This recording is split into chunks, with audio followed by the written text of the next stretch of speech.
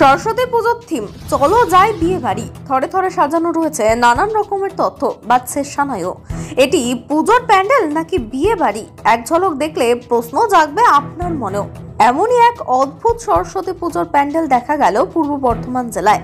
আজ সরস্বতী পুজো, সর্বত্র চলছে বিদ্যা দেবীর আরাধনা, বিভিন্ন শিক্ষা প্রতিষ্ঠানেও উৎসবের আমেজ। তবে কেবল শিক্ষা প্রতিষ্ঠান নয়, পাড়ার ক্লাব থেকে শুরু করে কম বেশি প্রতিটা বাড়িতেই চলছে বাগ দেবীর আরাধনা। পূর্ব বর্ধমান জেলাও তার ব্যতিক্রম নয়। পূর্ব বর্ধমান জেলার মধ্যে অন্যতম হলো কালনার সরস্বতী পুজো।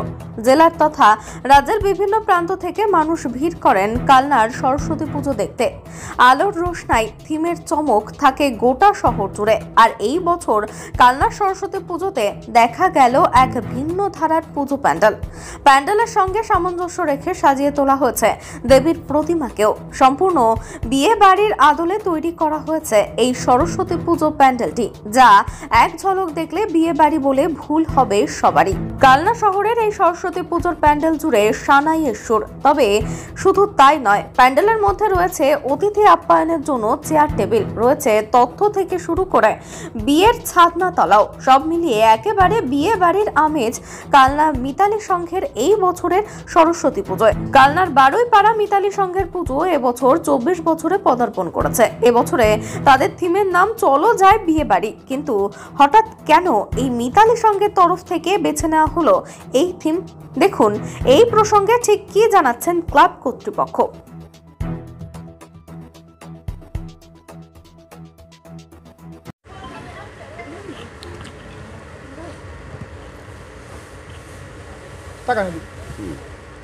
কি নাম আপনাদের ক্লাবের? মিতালি সংঘ, বাড়িপাড়া, কালনা। এবছর কততম বর্ষ? এবছর 24তম বর্ষ। 24 বছরে পদার্পণ করলেন। একদম। 2024 সরস্বতী পুজোয় কি থিম নিয়ে আপনারা শহরবাসীকে উপহার দিতে চলেছেন?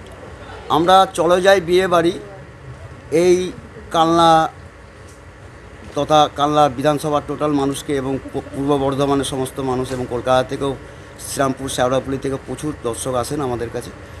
সকলকে মিতালি সংঘর পক্ষ থেকে একটাই বার্তা দিতে চাই, চলো যাই বিয়ে বাড়ি। চলো যাই বিয়ে বাড়ির মধ্যে আমরা একটু লেট হয়েছে, যেহেতু প্রাকৃতিক দুর্যোগের জন্য আমি রীতিমতো থিমটাকে সাজিয়ে তুলতে পারিনি। অবশ্যই সারা রাত জেগে এটাকে আমি কমপ্লিট করব। প্রথমত বার্তা মিতালি সংঘর পক্ষ থেকে দিতে চাই যে বাল্য বিবাহ সামাজিক অপরাধ। বাল্য বিবাহ একটা 14 বছরের ছেলে একটা 13 বছরের মেয়েকে নিয়ে বিয়ে করছে এবং পুরোহিতরা 1000 কি 2000 টাকার লোভে ইললিগাল একটা বিয়ে দেওয়ার বন্দোবস্ত করছে এবং ঠাকুর মন্দিরটাও পেছনে আমাদের আরেক আর্টিস্ট তৈরি করছে, ঠিক আছে, যার জন্য আমি সাজিয়ে তুলতে পারিনি। প্রথমত পণ প্রথা একটা ব্যাপার, পণের বিরুদ্ধে মিতালি সংঘ, অসামাজিক কাজের বিরুদ্ধে মিতালি সংঘ। আবার এই যেরকম হচ্ছে পণ কি বলবো, যে 14 বছরের ছেলে মেয়েদের 15 যেটা হয় আর কি, শারীরিক দিক থেকেও যে সমস্যা, সামাজিক, এবং সরকার যে বার্তা দিতে চাইছে যে কন্যাশ্রী টাকাটা যে দিচ্ছে, রূপশ্রীর টাকাটা দিচ্ছে, এই কারণেই যে মেয়েরা যাতে উপযুক্ত বয়সে বিয়েটা করে, সেরকম একটা ব্যাপার। এবং সামাজিক অনুষ্ঠান করে বিয়েটা কি মজা, সেটা আমরা ইনের মধ্যে ফুটিয়ে তোলার চেষ্টা করছি।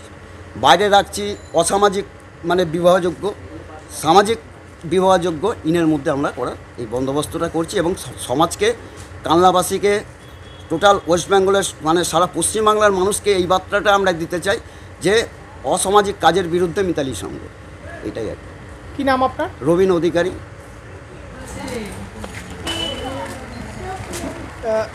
2024 সরস্বতী পুজোয় মিতালি সংঘ এই যে থিমটাকে তুলে ধরেছে সকলের সামনে, এই থিমটা কেমন লাগলো আপনার? খুব ভালো লেগেছে, ভীষণ ভালো লেগেছে, একদম অন্যরকম, খুব ভালো লেগেছে, অন্যগুলোর থেকে একদম আলাদা। এই যে দুটো বার্তা ওনারা মূলত প্রদান করছেন, এক হচ্ছে বাল্য বিবাহ রোধ করা এবং 2 নম্বর হচ্ছে পণ দেওয়াটাকে বন্ধ করার জন্য ওনারা এই বার্তাটা দিচ্ছেন। এই বিষয়ে কি বলবেন? বাল্য বিবাহ তো অবশ্যই রোধ করা উচিত, আর পণ দেওয়াটাও এটারও আমি একদম বিপক্ষে। অর্থাৎ ক্লাবের এই যে থিম, এটা কেমন লাগলো আপনার? যে বার্তাটা ওনারা দিচ্ছেন এটা কি একদম সঠিক? একদম সঠিক। মূলত বাল্য বিবাহ রোধ এবং পণের আপনি কি বিরুদ্ধে? একদম বিরুদ্ধে, এবং সবারই এর সোচ্চার হওয়া উচিত। কি নাম আপনার? সুস্মিতা সরকার। কোথায় বাড়ি? কৃষ্ণদেবপুর।